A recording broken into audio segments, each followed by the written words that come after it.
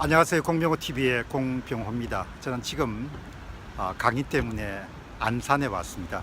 이동하던 길에 택시 모시는 분하고 좀 대화를 나눴습니다. 안산이 아마 상록구청하고 그 다음에 단원구청 그렇게 아마 두 가지로 구성되어 있고 2011년 정도에 안산의 반월공단이 한참 잘 가동될 때는 인구가 120만 정도였다고 합니다. 지금 안산의 인구는 75만 명 정도로 떨어졌다고 그러네요. 굉장히 많이 떨어진 것이죠. 120만에 75만 정도 되면은 한 45만 명 정도 줄어들었습니다. 현재 국회의원은 전성기를 기준해 가지고 4분이 계시는데 안산 시민들 사이에는 이렇게 인구도 줄었는데 국회의원이 4명까지 뭐가 필요하냐 이런 이야기가 나오고 있다고 합니다.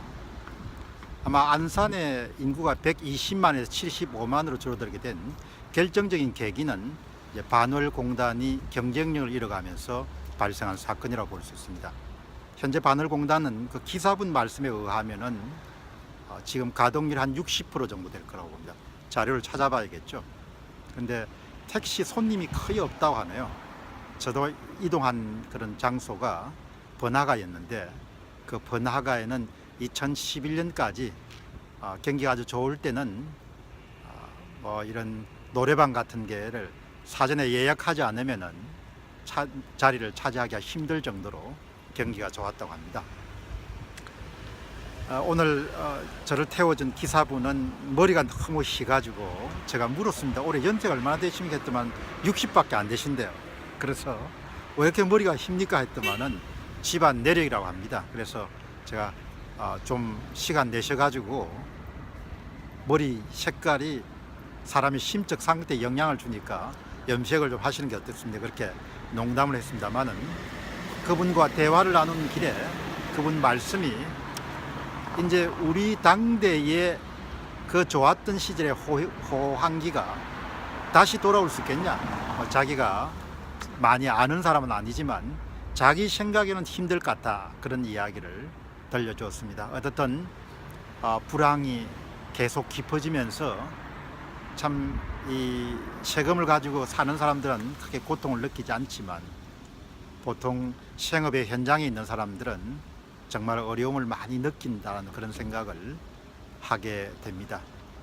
어쨌든 모든 그런 삶에서 중요한 것이 있지만 그 중요한 것에서 정말 중요한 것을 한 가지 들자면 그것은 바로 지갑이 얇아지는 것이 아니겠나 생각을 하게 됩니다. 경제를 활성화하는 길, 이것이 우리 사회가 갖고 있는 가장 큰 난제 중에 난제라는 생각을 하게 되고 또 그렇게 활성화시키는 것이 아주 어려운 것은 아닌데 모든 것이 현재만 생각하는 그런 경향이 있죠.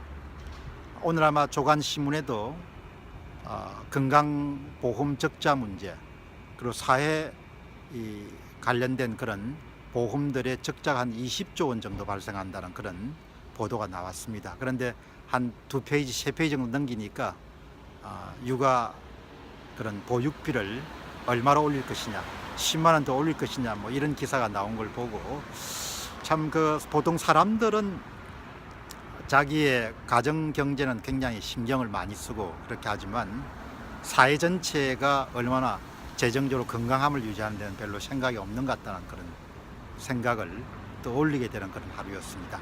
안산을 보면서 한국의 제조업의 미래, 한국 경제의 미래에 대해서 한번 생각해 볼 수 있는 그런 계기였습니다.